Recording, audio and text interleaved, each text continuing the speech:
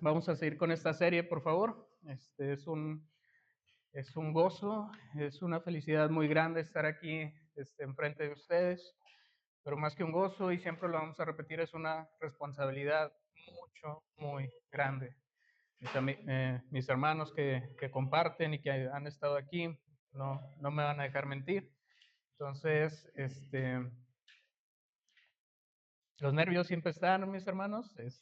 Esos es raro que se quiten, entonces eh, ténganme paciencia, por favor. Abran sus Biblias, por favor, mis hermanos, la, en el libro de los Hechos.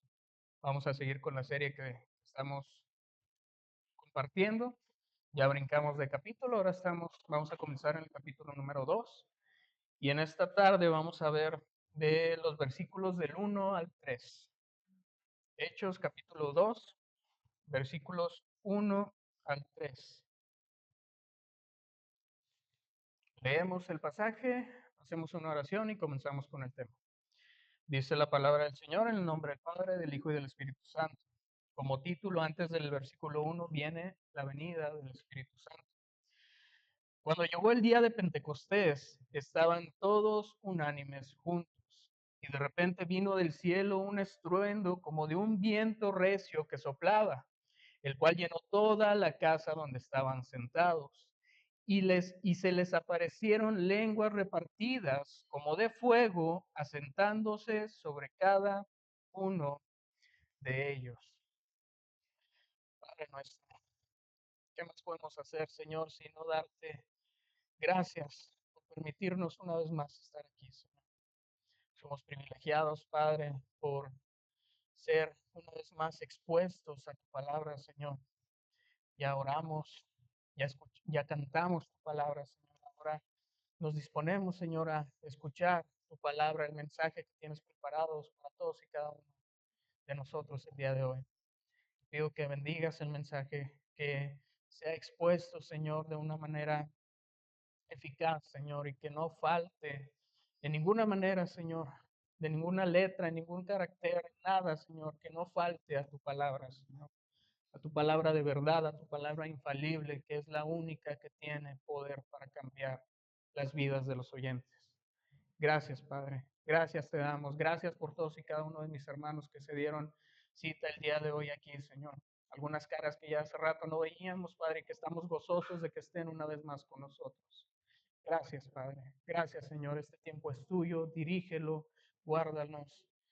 Gracias, Padre. Que sea el nombre de Cristo Jesús exaltado durante todo este tiempo. Eso te lo pedimos en el nombre de tu Hijo amado Jesucristo. Amén y amén. Tomen asiento, por favor, mis hermanos. El tema del día de hoy, batallé un poquito para tenerlo. Lo titulé Momentos que dejan huella. Momentos que dejan huella. A lo largo de nuestras vidas, mis hermanos, estoy seguro que han ocurrido eventos que nos han marcado de una manera tan profunda debido al impacto que tuvieron en nuestras personas.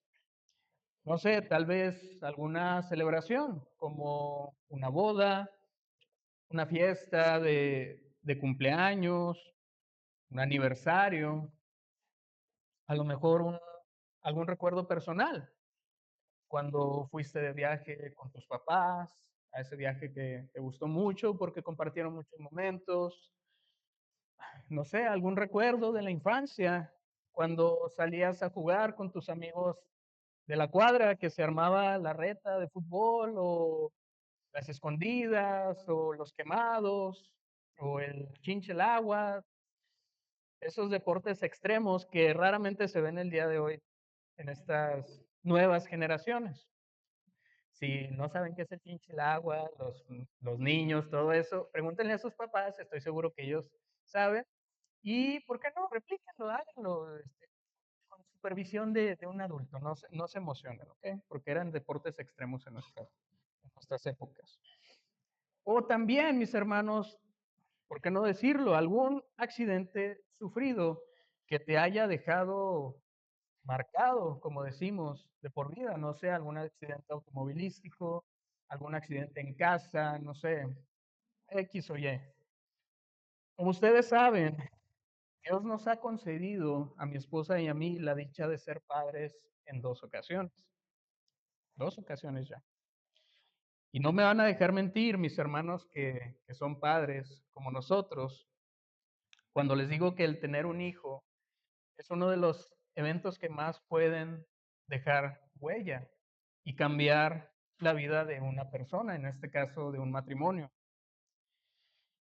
porque conlleva muchas y muy diversas cosas, muchas y muy diversas cosas, desde idas al médico, chequeos cada cierto tiempo, exámenes clínicos, conseguir las cosas para el bebé, atender a fiestas, reuniones organizadas por tus seres queridos, adecuación de los espacios en la casa, cambios físicos, cambios de humor, antojos, desvelos, sueños, cambios en rutina, en fin, conlleva muchas cosas. Pero dentro de toda esta lista de cosas, mis hermanos, una de las que personalmente más disfruté eran las citas periódicas que teníamos que ir con la ginecóloga de mi esposa. Las dos veces que nos enteramos de que Carla estaba embarazada, lo primero que hicimos fue ir al chequeo médico inicial. En ambas ocasiones, los médicos que realizaron el ultrasonido a mi esposa tuvieron como resultado una imagen, el ultrasonido, en el cual pudimos ver por primera vez a Iván y a Aurora, que ahorita pues ya todos los conocen, todos los pueden ver ahorita. Cuando apenas eran unos frijolitos que apenas se alcanzaban a ver. Mis hermanos, fue algo hermoso que no todos han tenido la oportunidad o a lo mejor tuvieron la oportunidad de experimentar, ya que pues, antes no se contaba con la tecnología y los equipos médicos tan avanzados que existen el día de hoy. El ir, mis hermanos, mes con mes, viendo cómo estos frijolitos crecían y crecían, era increíble. Y ver cómo se iban formando poco a poco sus cuerpos, sus brazos, sus manos, sus piernas, sus pies, todo eso.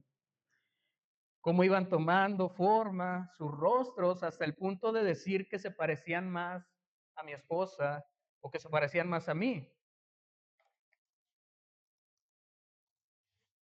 Ese es un ultrasonido de Iván. ¿Cómo se ve en la primera imagen? Pues, apenas una haba ahí, un frijolito, como les decía.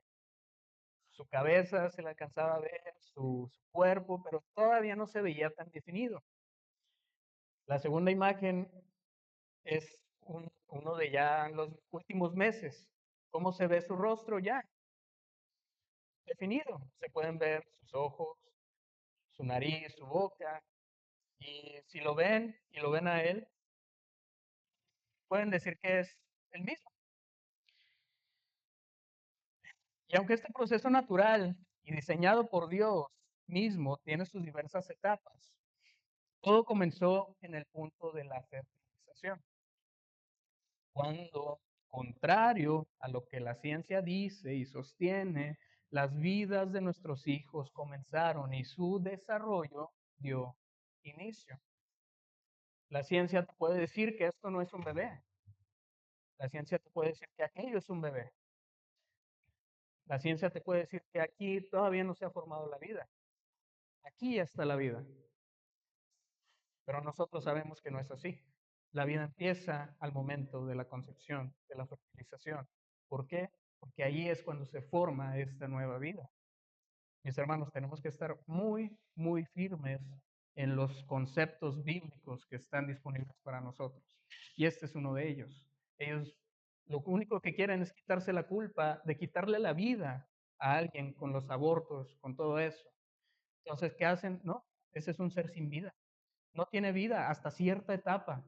Mis hermanos, la vida empieza desde la concepción y Dios ya tenía en mente esa vida desde mucho antes de la fundación del mundo. No es casualidad, no es un accidente, es algo planeado por Dios. Y fueron experiencias que estoy seguro no olvidaré. Momentos que cambiaron mi vida completamente, momentos que, como dice el título, dejaron huella. Pero perdón, ¿qué tiene esto que ver con el tema del día de hoy? Se preguntarán. Ya fue mucha introducción. Bueno, mis hermanos, el pasaje que acabamos de leer y que iremos desarrollando fue verdaderamente un hecho que cambió completamente la historia de la humanidad y que simplemente fue un momento que dejó una huella imborrable en la historia. Imborrable, mis hermanos. Pero vayamos como siempre a la palabra y desgajemos este pasaje de Hechos 2 para sacarle todo el jugo posible. Hechos 1, 4 al 5.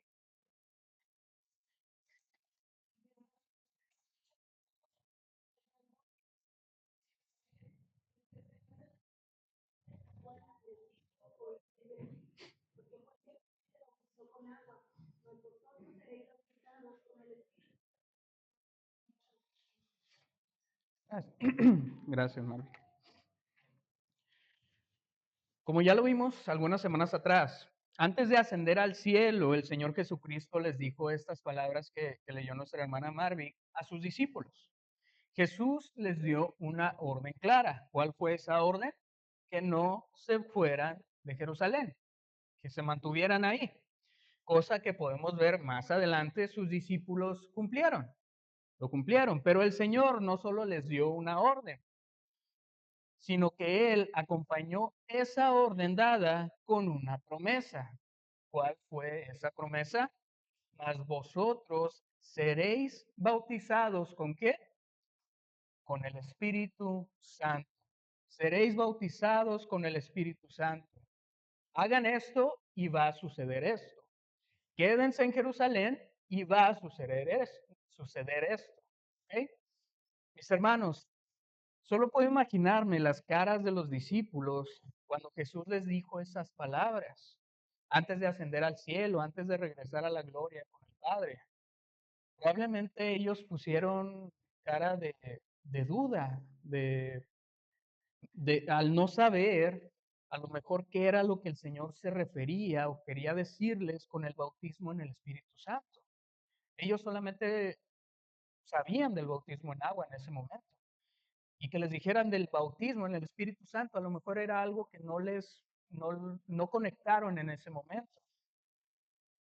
Tal vez ellos no lo tenían claro, pero lo que sí tenían y muy en claro era su total obediencia a su maestro, su total obediencia.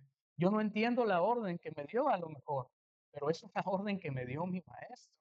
¿Y qué maestro tenían mis hermanos? El mismo Jesús. Jesús dio una orden y sus discípulos la cumplieron, la obedecieron. Obediencia, mis hermanos. Pero aquí no termina todo, sino que al final del versículo 5 de Hechos 2 podemos encontrar la siguiente frase. Dentro de no muchos días. Dentro de no muchos días. ¿Cuántos días fueron? Vamos a verlo ahorita. Porque es aquí precisamente donde empieza el desarrollo del pasaje del día de hoy. Ya que lo que vamos a ver es simple y sencillamente el cumplimiento de esa promesa dada por Jesús a sus discípulos antes de ascender al cielo. Es simplemente ese cumplimiento, mis hermanos. Hechos 2, capítulo 1. Capítulo 1, versículo. Hechos, capítulo 2, versículo 1, por favor.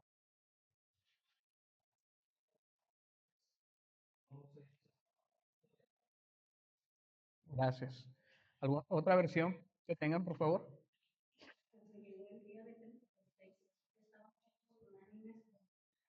Todos unánimes juntos. ¿Qué estaban haciendo sus discípulos y seguidores cuando llegó el día de Pentecostés, mis hermanos? Dice la escritura que estaban todos unánimes, que estaban todos juntos, reunidos, ¿en dónde? En el aposento alto. En el aposento alto. Menciona la Biblia también que en número eran, ¿cuántas personas, mis hermanos, más o menos?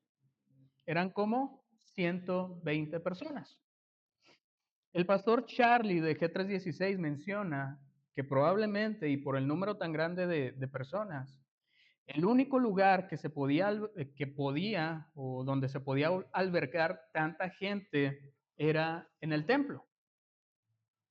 Pero el punto era que, obedeciendo a la orden de Jesús, ellos permanecieron en la ciudad y estaban unánimes juntos, perseverando en oración y ruego y sobre todo a la espera. Ellos estaban esperando, como les había dicho su maestro. ¿Qué día era, mis hermanos? ¿Qué día era? El día de Pentecostés. Día de Pentecostés. ¿Por qué ese día? ¿Se ha preguntado por qué ese día? ¿Por qué cuando el pueblo de Israel se encontraba celebrando esa fiesta precisamente? ¿Por qué no otro día? ¿Por qué no un día antes? ¿Por qué no un día después? ¿Por qué un mes después no? Mis hermanos, no es casualidad que Dios haya mandado al Espíritu Santo en ese preciso día. No es casualidad, mis hermanos. Todo lo que está plasmado en las Escrituras es parte del plan soberano de nuestro Dios. Y nada está escrito solo porque sí, como ya lo hemos mencionado anteriormente. Así que para poder entender de todo este pasaje y la razón por la cual el Espíritu Santo fue derramado exactamente en aquel día sobre todos esos hombres y esas mujeres, necesariamente tenemos que recurrir al contexto histórico para saber qué era esa festividad, qué significaba esa festividad, el día o la fiesta de Pentecostés. El hermano Cristian entre semana dio un adelanto y casi que la predicación que yo iba a dar el día de hoy, de esto precisamente. Para comenzar, mis hermanos, el primer punto a resaltar es que se trata de una fiesta, de una festividad propia del pueblo judío. Vamos a Éxodo, por favor, si me acompañan. Éxodo 23, 16. Éxodo capítulo 23, versículo 16.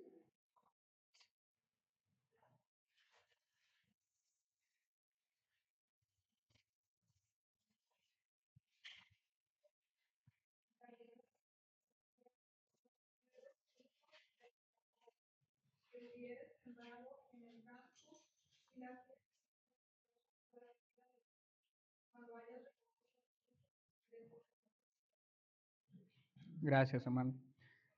Desde el 14 les voy a leer. 3 veces en el año me celebraréis fiesta. ¿Quién está hablando aquí?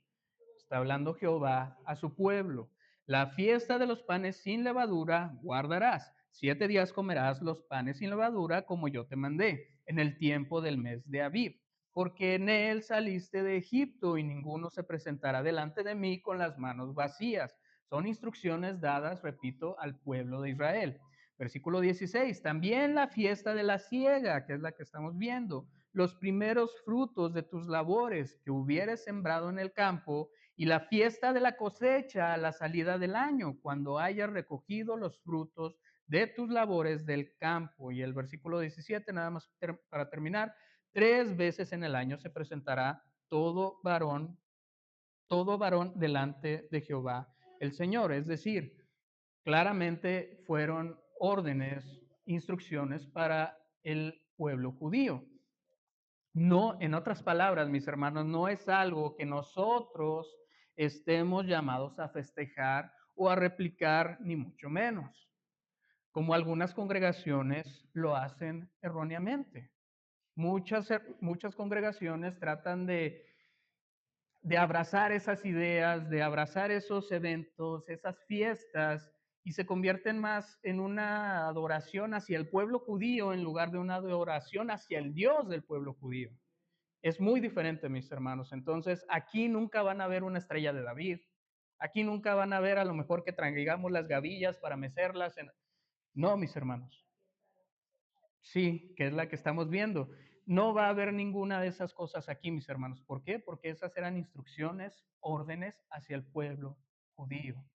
Aquí estamos llamados a predicar la palabra de Dios. Obviamente tenemos que ver la historia del pueblo judío para entender todo lo que pasó, porque todo lo que pasó en el Antiguo Testamento y en el Nuevo Testamento apuntan a una sola cosa, apuntan a Jesús. Todas las escrituras apuntan a Jesús. Entonces, si se pregunta, ¿por qué aquí no hacemos eso? ¿Por qué no tocamos el shofar? ¿Por qué no? Todo eso nunca lo va a ver. ¿Por qué? Porque no estamos llamados a hacer eso. Seguimos adelante. Pentecostés, mis hermanos, es considerado una de las fiestas solemnes del pueblo judío. De hecho, es la segunda de las tres grandes fiestas judías. Pero, ¿qué representa para ellos esta festividad? ¿Por qué es importante para ellos? Bueno, ese día para ellos, mis hermanos, en primer lugar, representa la fiesta de las primicias de la cosecha. La fiesta de las primicias de la cosecha. Pentecostés viene, mis hermanos, de la palabra griega Pentecosté, con K. Pentecosté, que significa quincuagésimo, es decir, 50, el número 50. Ahora, en el idioma hebreo, a esa fiesta se le conocía, como lo mencionó el hermano Cristian, como la fiesta de las semanas. Fiesta de la cosecha, fiesta de los primeros frutos o fiesta de las semanas. La palabra hebrea Shabua con V, Shabua quiere decir semana. Y si queremos referirnos al plural de esta palabra, entonces se le agrega el sufijo ot, que se denota pluralidad. Entonces, si juntamos Shabua con ot, tenemos la palabra Shabuot.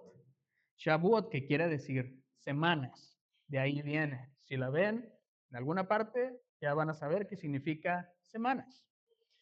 Levítico 23:15, por favor.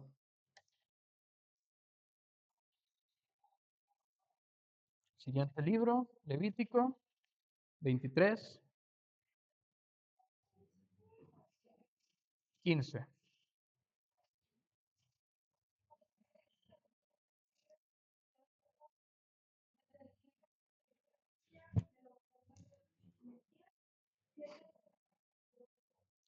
Gracias. Y contaréis desde el día que sigue al día de reposo, desde el día en que ofrecisteis la gavilla de la ofrenda mecida. ¿Cuántas semanas, mis hermanos? 7. 7 semanas cumplidas serán. Mis hermanos, agárrense por favor, porque no quiero que se me pierdan. ¿Ok? La ley judía decía que el día de reposo siguiente a la Pascua, que para ellos es domingo, los judíos debían celebrar una fiesta llamada de los primeros frutos o primicias para precisamente celebrar que Dios les permitió empezar a cosechar de nuevo y agradecerle por su provisión. Mis hermanos, tengan mucho cuidado con esta palabra, primicias. Primicias, no es la primera vez que la escuchamos y la hemos escuchado bastantes veces y desafortunadamente en un contexto completamente erróneo. Porque yo pudiera empezar y yo pudiera decirles con esta palabra, con las primicias, que por ejemplo, Dios nos está mandando a entregar sus primicias, a ofrecerle sus primicias, las primicias de todos nosotros, para que luego puedan cosechar muchas más cosas o muchos más frutos.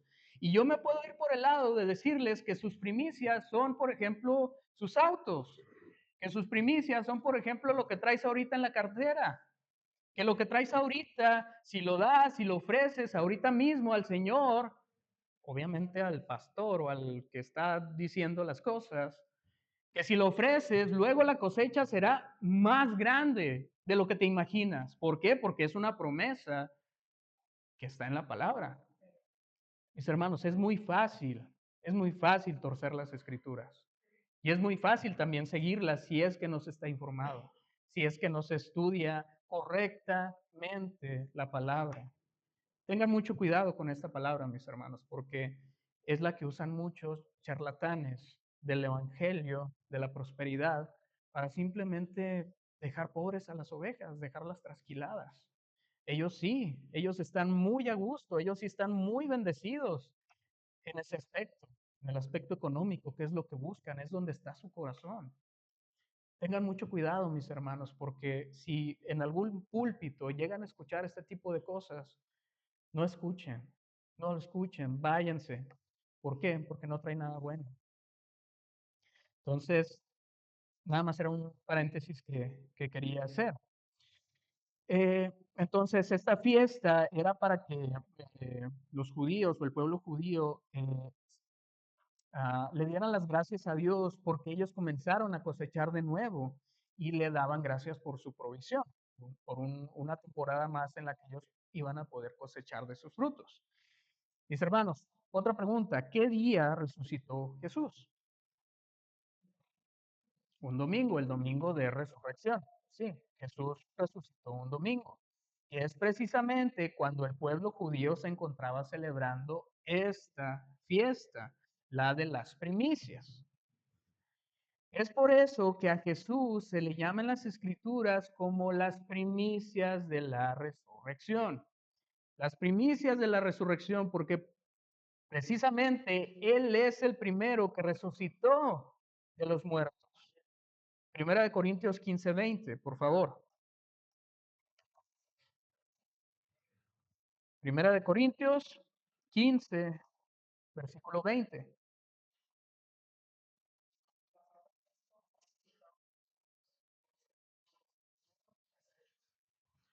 Gracias, Leo.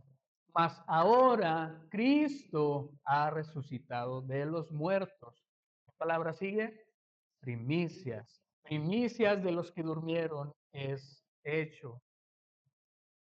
¿Coincidencia? No lo creo. Y de hecho, me llama mucho la atención la manera en la que la nueva traducción viviente traduce este mismo pasaje. ¿Alguien tiene la nueva traducción viviente de Primera de Corintios 15:20?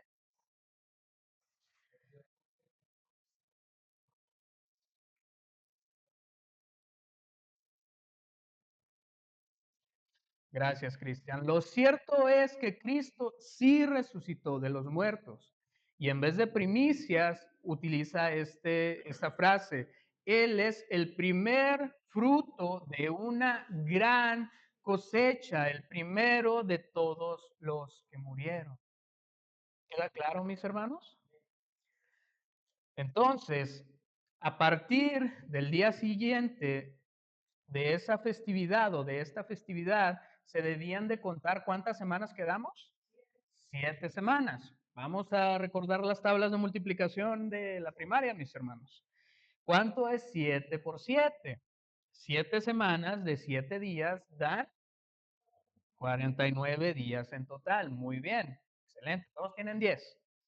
Y al día siguiente, el día 50, Pentecostés, 50, el pueblo judío celebraba la fiesta de las semanas, Shavuot, Pentecostés. ¿Todo bien hasta aquí? Muy bien. La idea de esta fiesta era que desde las primicias, o los primeros frutos, ya los judíos llevaban 7 semanas cosechando y le daban gracias a Dios por la gran cosecha que habían tenido durante estos días, los 49 días. Mis hermanos, una vez más, no crean que Dios se sacó de la manga tanta festividad nada más porque sí o nada más para rellenar el calendario. No, mis hermanos. Ahorita salen días festivos, por ejemplo, de la SEP, a cada rato. No, es que mañana no tiene clases mi hijo. ¿Por qué? No, es que van a celebrar no sé, el día de qué hora sí pagaron, no sé. Y, y ahora no tiene clases, ¿por qué? Porque se van a reunir los maestros en una asamblea de no sé qué. Mis hermanos, es como si nada más estuvieran buscando excusas para pues, no hacer su trabajo. Pero bueno, Dios no es así. Él tiene todo establecido. Todo lo que planteó tenía un propósito bien definido. un significado muy profundo, como lo estamos viendo. Y todo es parte, una vez más, de su plan soberano que se está ejecutando a la perfección. Es solo eso, mis hermanos. No vean estas fechas como relleno, no vean estas fechas o estas festividades como algo nada más porque sí, no. Entiendan su significado, entiendan a qué apunta todo esto que les estamos diciendo. Mis hermanos, ¿cuántas personas una vez más menciona la Biblia que estaban reunidas en el aposento alto en aquel día? Hechos 1:15 menciona que eran como 120 personas.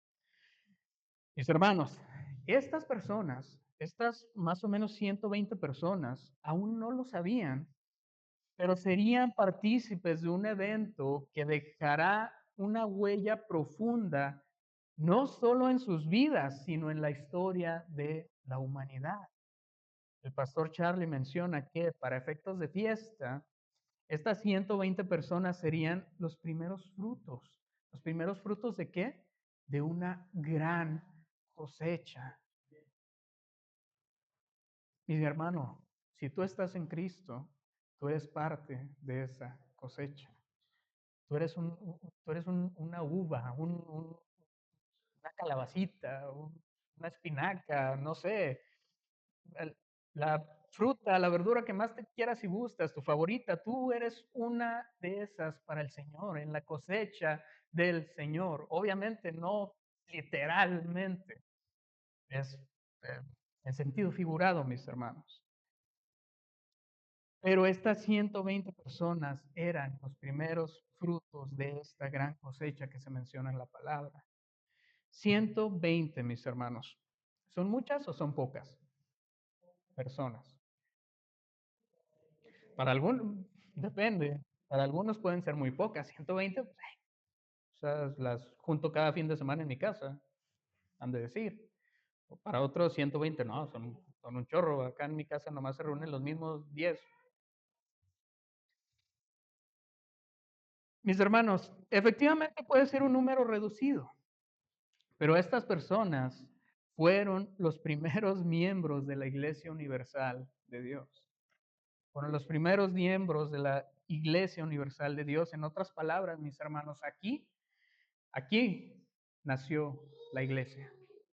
Aquí nació la iglesia, mis hermanos.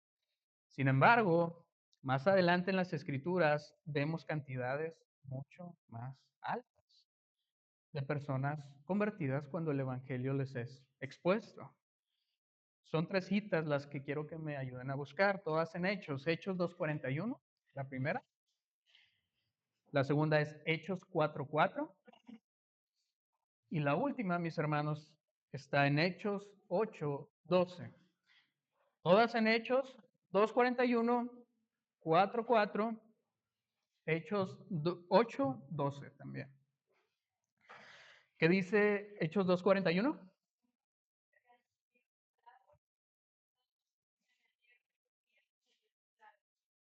Gracias. ¿Cuántas personas se añadieron? ¿Cuántas almas? Como 3,000 personas.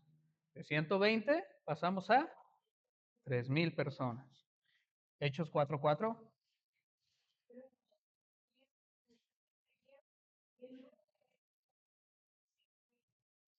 Gracias. En la versión Reina Valera dice, se convirtieron como 5,000 varones. 3,000, ahora 5,000 varones, mis hermanos, sin tomar en cuenta mujeres, niños, que ahí estaban también. Entonces, no vamos a especular, pero es seguro que el número era mayor a 5,000. Hechos 8:12.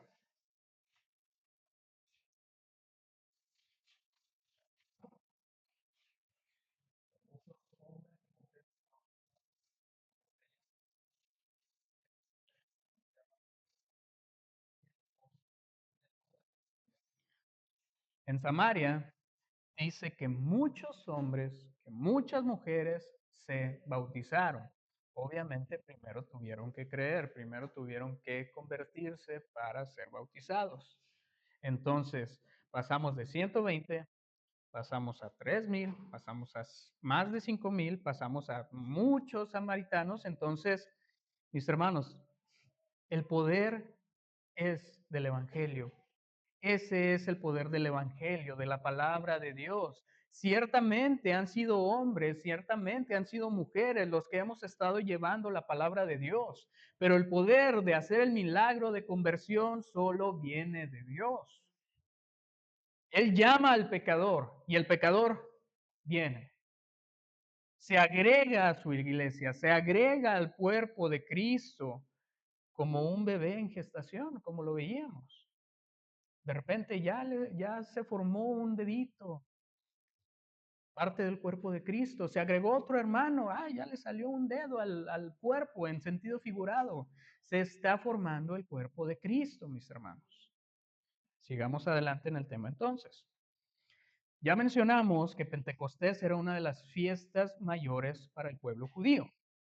Pero ¿qué implicaba esto? Levítico 23, 21.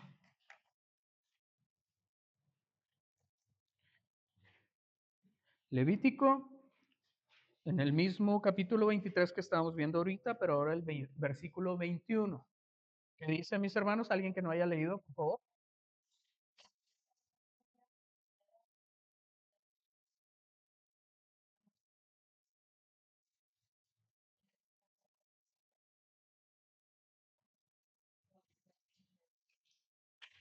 Gracias, mi hermana. ¿Alguien tiene otra versión?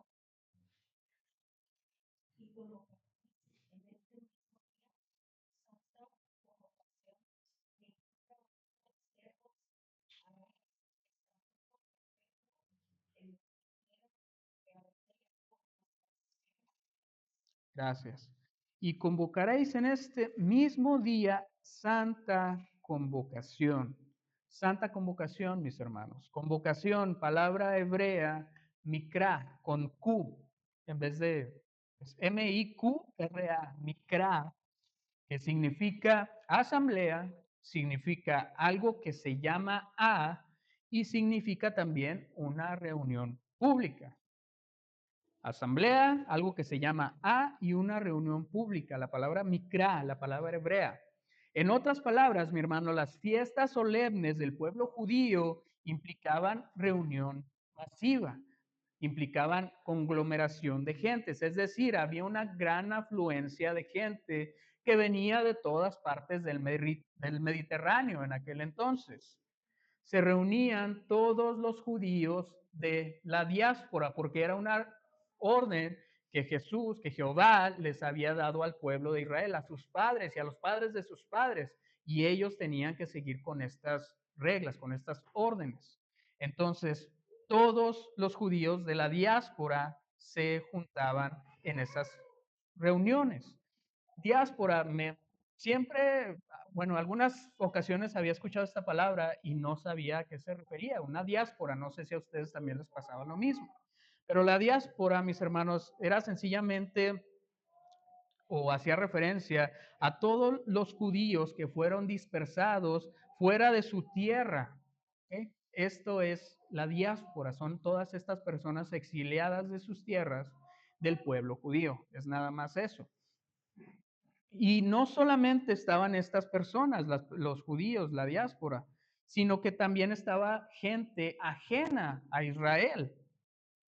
Y para fines para entenderlo, lo podemos definir como turistas, por así decirlo, que solo iban a presenciar estas fiestas por precisamente el poder de convocación y la fama que tenían. Es como aquí, por ejemplo, ahorita que está la Expo Juárez, pues muchas gentes a lo mejor del estado, del Paso, de Nuevo México, vienen. ¿Para qué? Para precisamente esta fiesta que nosotros le llamamos, esta feria.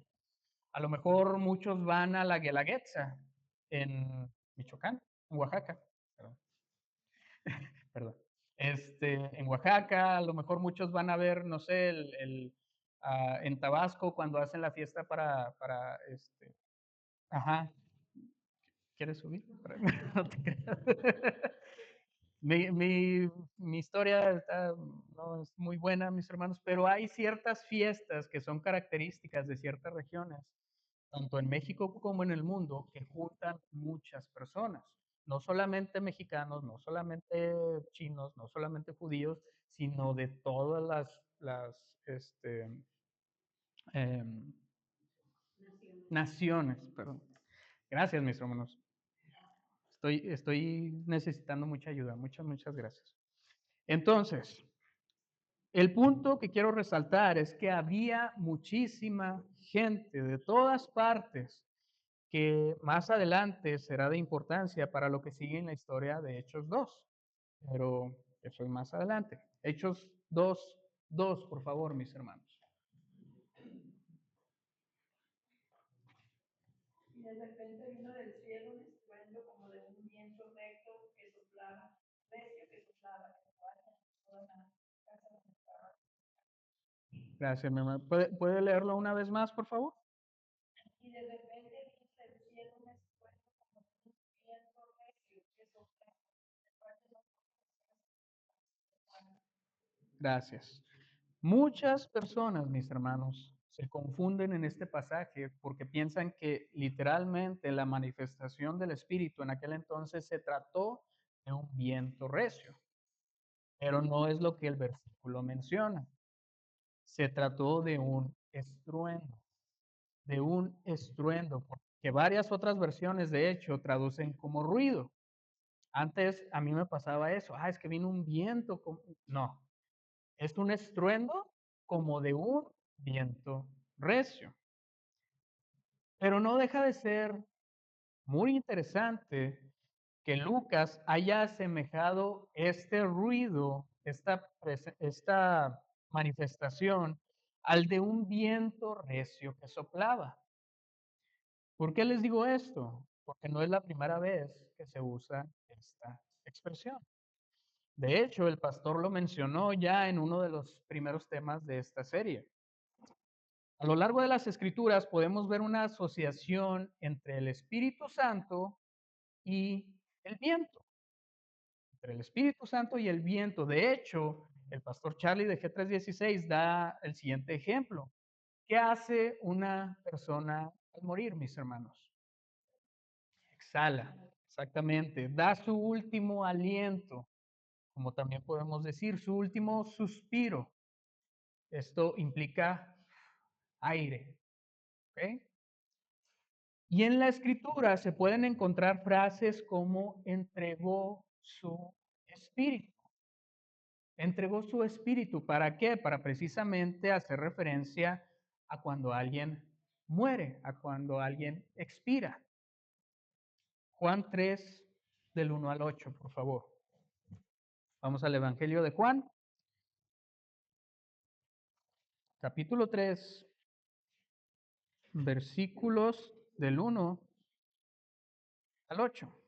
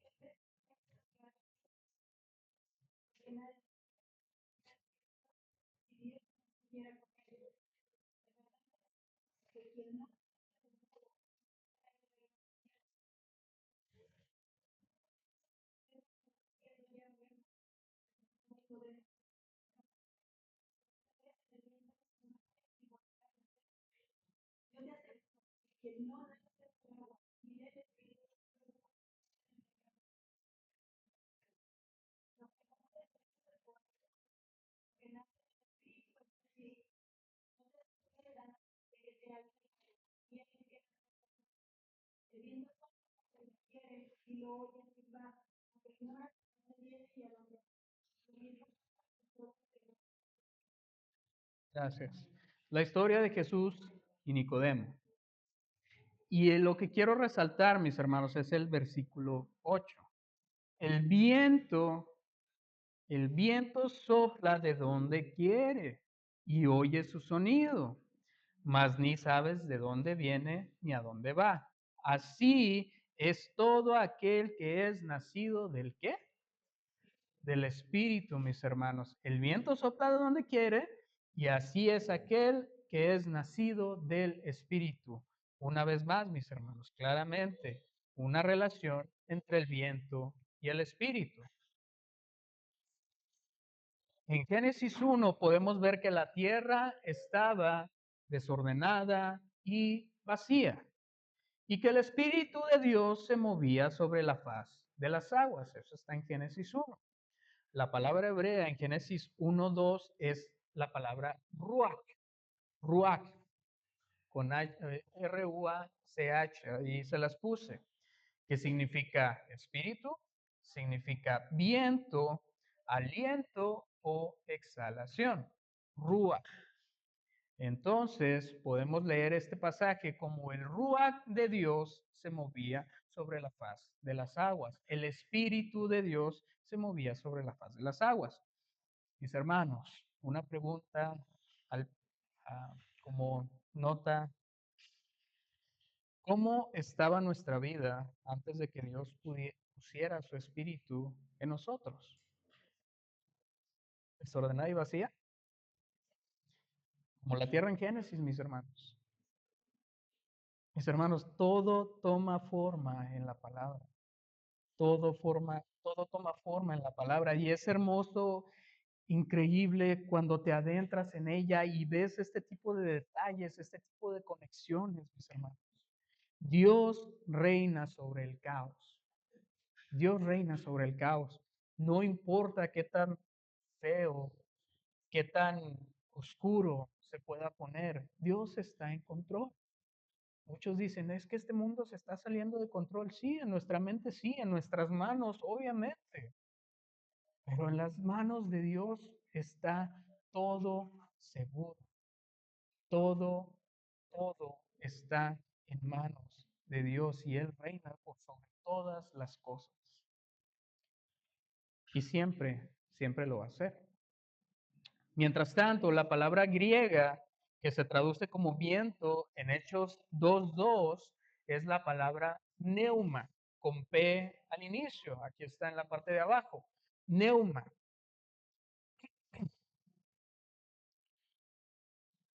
Teniendo como una de sus definiciones, mis hermanos, precisamente la palabra espíritu.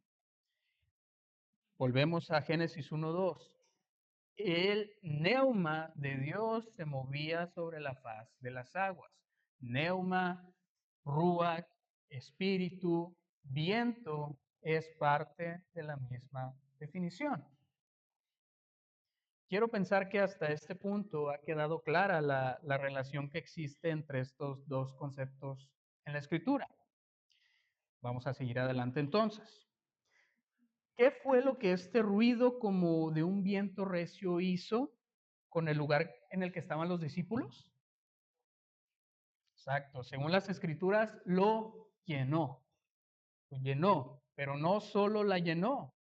De hecho, la versión Reina Valera antigua lo traduce como hinchió toda la casa donde estaban sentados. La palabra griega original es la palabra pleró, con doble O al final. Pleró, que hace referencia a llenar totalmente, sin dejar espacio alguno. Pero, mis hermanos, se agrega otra cosa a esta definición. Es llenar totalmente sin dejar espacio alguno, pero según la capacidad individual. Y esto es importante. Según la capacidad individual, es decir, a medida que sea apropiado. Mi hermano, lo que les voy a decir es una realidad que no muchas veces nos gusta ver. Y es que muchas veces muchas veces le pedimos a Dios que su espíritu nos llene, que llene nuestra vida. Queremos estar bendecidos, queremos estar en victoria, queremos tener todas estas cosas, pero solo así como por arte de magia, por así decirlo. En un 2x3, rápidamente. Sin embargo, esto no es así. Mi hermano, ¿quieres ser lleno del Espíritu Santo completamente? ¿Quieren ser llenos del Espíritu Santo, mis hermanos? ¿Completamente? Ok, entonces déjame hacerte otras preguntas. ¿Cuánto tiempo dedicas a Dios? ¿Cuánto tiempo dedicas en oración? ¿Cuánto tiempo lees la palabra? Y no solamente leerla, ¿cuánto tiempo estudias? ¿Cuánto tiempo escudriñas la palabra? Ay, mi hermano, ya va a empezar otra vez, es que no tengo tiempo. Y sí, sí, sí, no tenemos tiempo, pero pareciera que solamente el tiempo nos falta para las cosas de Dios. No tenemos tiempo para las cosas de Dios, específicamente. Qué raro, ¿no? Porque para lo que sí nos importa, claro, claro que hacemos tiempo. Para lo que sí nos llama la atención, para lo que sí nos mueve, para eso sí hacemos tiempo. No es cuestión de tiempo, mis hermanos, no es cuestión de tiempo, es cuestión de prioridad. Es sencillo, mis hermanos, cuestión de prioridad, no de tiempo. ¿Queremos los resultados? Sí, todos queremos ser llenos del Espíritu Santo, pero sin pasar por todo el proceso, mis hermanos, y eso simplemente no es posible. Dios da, se complace en dar. Es mejor dar que recibir, ¿sí o no? Dios se complace en dar y a manos llenas. Lo que pasa es que nosotros no estamos listos para recibir todo lo que Dios nos puede dar.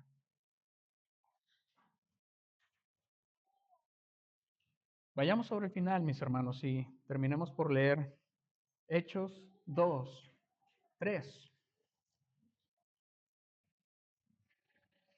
Y se les aparecieron lenguas repartidas como de fuego.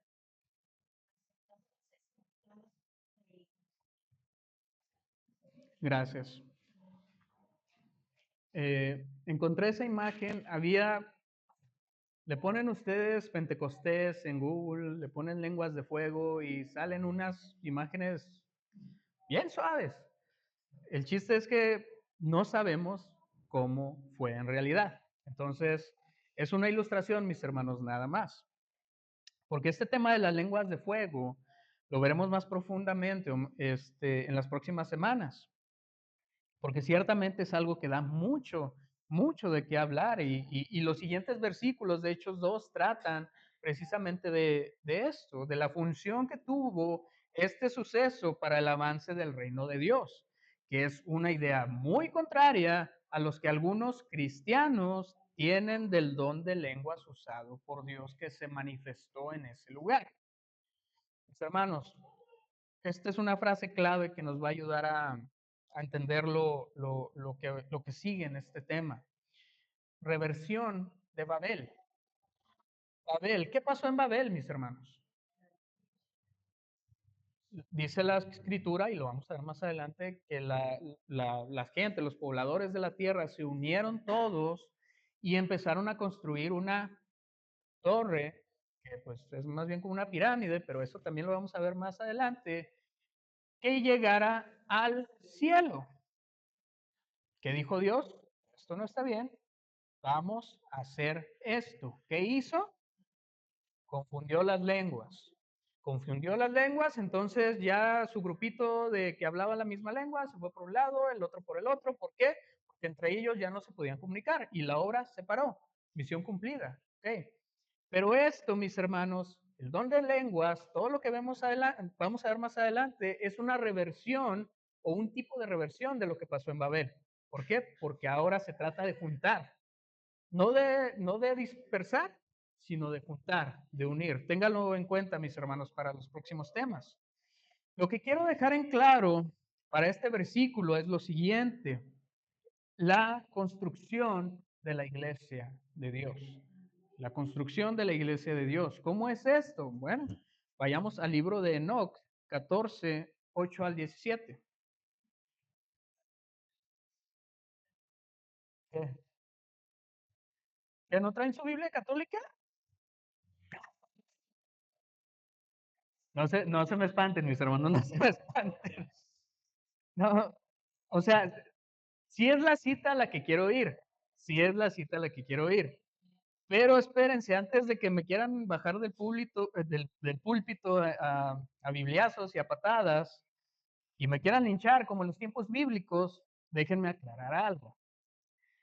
Tenemos por seguro, mis hermanos, que este libro, el libro de Enoch, no es parte de la Biblia que usamos hoy en día porque simplemente no es un libro inspirado por Dios.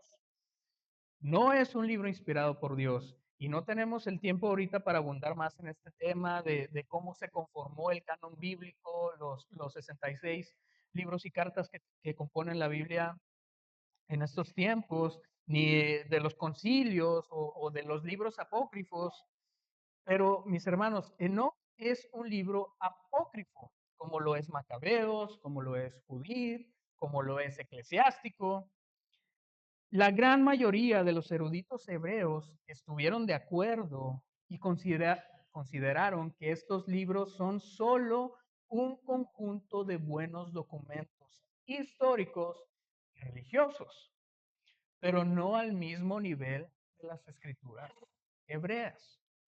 Fue todo un proceso, mis hermanos, para juntar el canon bíblico que tenemos el día de hoy.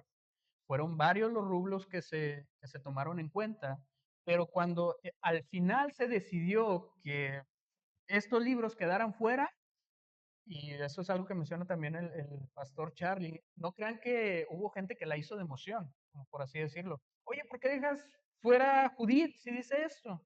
Oye, no, pero yo pienso que sí, Macabeo sí debe de entrar por esto y esto.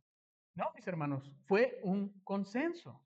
Todos estuvieron de acuerdo, basado precisamente en lo que decían estos libros, porque dicen cosas que sí pueden sonar y son apegadas a la palabra, pero luego salen con otras cosas que son completamente torcidas y fuera de la idea, de las ideas que tenemos nosotros y que están plasmadas en la Biblia. Y la Biblia, mis hermanos, no se contradice. Entonces, por esa razón estuvieron fuera.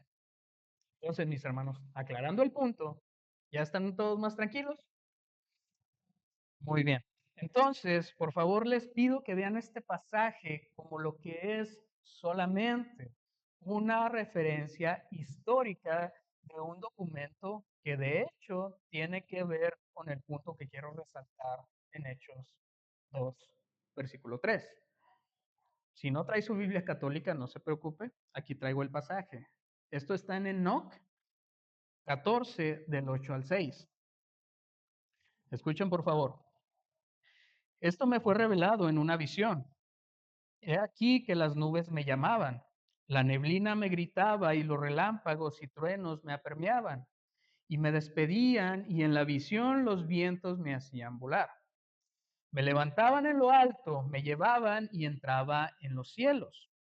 Entré en ellos hasta que llegué al muro de un edificio construido con piedras de granizo, rodeado y cercado completamente por lenguas de fuego que comenzaron a asustarme. Entré por esas lenguas de fuego hasta que llegué a una casa grande construida con piedras de granizo, cuyos muros eran como planchas de piedra. Todas ellas eran de nieve y su suelo estaba hecho de nieve.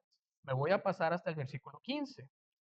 He aquí que vi una puerta que se abría delante de mí y otra casa que era más grande que la anterior, construida con lenguas de fuego.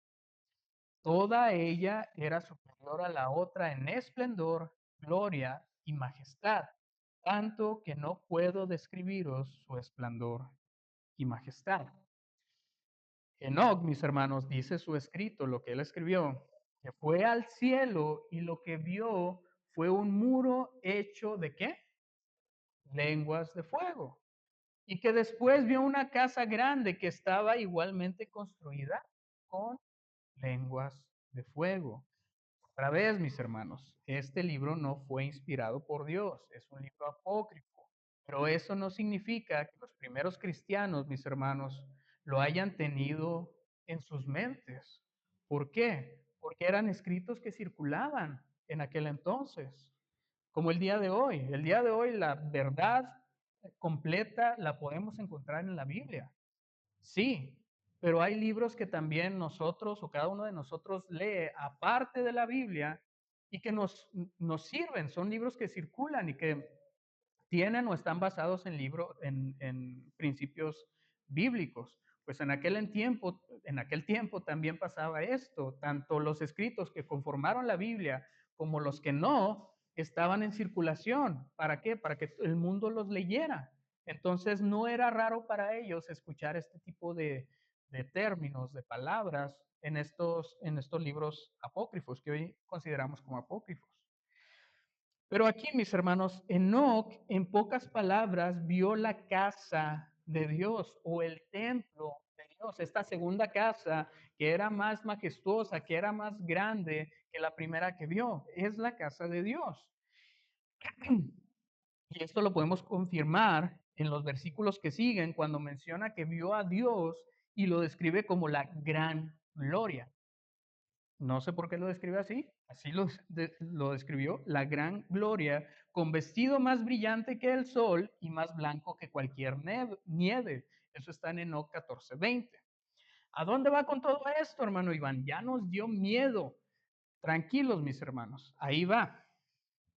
Si el edificio que vio Enoc estaba construido con lenguas de fuego, que era la casa o el templo de Dios, y en Hechos 2:3, Lucas vio lenguas repartidas como de fuego, asentadas sobre cada una de las personas reunidas en el aposento alto. ¿Qué idea busca transmitir? Que ahora nosotros somos el pueblo, el templo de Dios. Nosotros somos el templo de Dios, que conformamos la iglesia de Dios. Y esta idea, mis hermanos, se asemeja y es la misma que Pablo menciona muy a detalle en Primera de Corintios 12, del 12 al 14. Si me acompañan, por favor. Primera de Corintios 12, versículos del 12 al 14. Dice lo siguiente: porque así como el cuerpo es uno y tiene muchos miembros, pero todos son los miembros del cuerpo, siendo muchos, son un solo cuerpo. Así también Cristo. ¿Qué cantábamos ahorita en los cantos? Somos uno. Y aquí está plasmado claramente. Porque por un solo espíritu fuimos bautizados todos en un cuerpo, sean judíos o griegos, sean esclavos o libres, y a todos se nos dio a beber de un mismo espíritu. Además, el cuerpo no es un solo miembro, sino muchos. Pero mis hermanos, no solo Pablo compartió y explicó esta idea, sino también Pedro. Pedro también hace referencia a esta idea. Primera de Pedro 2, del 4 al 5. Primera de Pedro, capítulo 2, versículos del 4 y 5.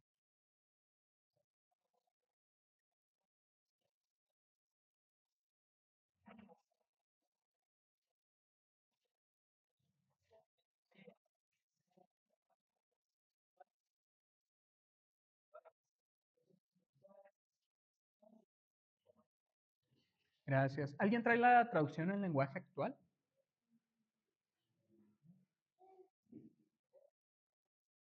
Que no sea Cristian. No, espera.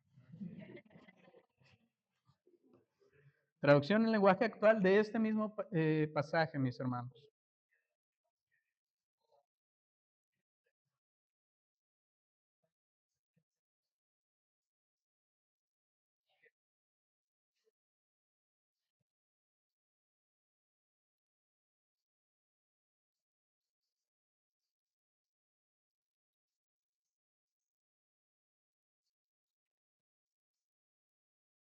Mis hermanos, está muy claro. Ustedes son piedras vivas que Dios está usando para construir, ¿qué? Un templo espiritual. Mis hermanos, de todas estas piedras vivas, la más hermosa es Jesucristo. Es la piedra más hermosa de todas, la piedra angular. Jesucristo es la base de la iglesia, la base de la iglesia, mis hermanos. Somos el cuerpo de Cristo. Somos el cuerpo de Cristo, todos y cada uno de los creyentes que Él ha llamado por pura y mera gracia. Repito la pregunta que hice hace unos momentos. ¿Cómo estaba tu vida?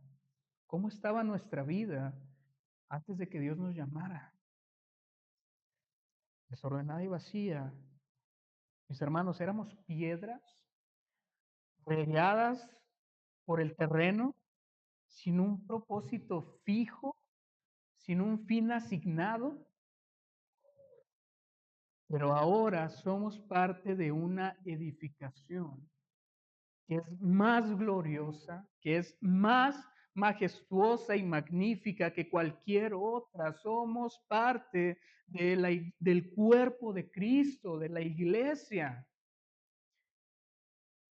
Pero hermanos, debemos de ser conscientes de que la gloria y el poder no vienen de las piedras, no vienen de nosotros, sino de Dios, de Dios. Y a lo mejor hay gente que está aquí sin Cristo, amigos, si estás aquí sin Cristo, o que nos escuchan y no han decidido por Cristo, les tengo una pregunta. ¿Quieres ser parte de esta edificación gloriosa, espiritual? No lo pienses más. No lo pienses más y rinde tu vida en obediencia a Cristo, que es la piedra angular. Solo ven, solo ven, no hace falta nada más. Así como estás, así como estás. ¿Te sientes desordenado? ¿Te sientes vacío? ¿Te sientes sin un propósito? Ven a Cristo y lo encontrarás. Arrepentido, necesitado, como lo hicimos todos y cada uno de nosotros. Te aseguro, mi hermano, te aseguro, mi amigo, que será un momento que dejará huella en tu vida. Que no solo cambiará el rumbo de tu vida, sino el destino de tu eternidad. Entre todos estos momentos que han dejado huella en nuestras vidas, estoy seguro que todos vamos a estar de acuerdo a que el momento con más impacto en nuestra vida ha sido cuando venimos a Cristo, cuando Él nos hizo partícipes de todo esto que podemos ver aquí. Mi hermano, tu vida pasada pasó. ¿Hay consecuencias? Seguramente sí. El pecado trae consecuencias. A lo mejor traes consecuencias de tu vida pasada sin Cristo, todavía arrastrando. Es normal porque ningún pecado queda impune. Siempre la paga del pecado es muerte. Pero ahora estás en Cristo, mi hermano, si es que en verdad has decidido por Él. Ahora estás en Cristo. Y lo que antes era una vida vacía, lo que antes era una vida desordenada, ahora es una vida con propósito. ¿Cuál es ese propósito? El alabar y glorificar a Dios, ahora como una piedra viva que edifica el cuerpo de Cristo. Somos una iglesia, mis hermanos. Iglesia hace referencia a algo que se sacado de, mis hermanos, Dios nos sacó del mundo. Dios nos sacó de lo podrido, de lo menospreciado, de ahí nos volteó a ver a Dios y nos sacó. ¿Qué podemos hacer para retribuir eso? No podemos pagar por nuestra salvación. Lo único que Dios demanda es obediencia. Es lo único que Dios demanda. Obediencia. Sigue mis estatutos. No haz esto. No camines por ahí, camina por acá. Es fácil, mis hermanos. Es fácil en ese sentido. Muchos dicen que el evangelio es difícil, dice la palabra que exacto, ligera es mi carga. Y es todo en obediencia, mis hermanos. Es todo en obediencia. Entonces, hasta aquí es el tema del día de hoy. Si tienen dudas, mis hermanos, en cuanto a la última porción todavía del libro de Enoch, todo eso, se pueden acercar sin problema. Yo sé que a lo mejor fue un poco chocante el que les haya sacado este pasaje, pero mis hermanos, no, mi último deseo y lo que no quiero es confundirnos. Entonces, si hay dudas, no duden, por favor, en preguntarnos. ¿Ok? Pongámonos de pie.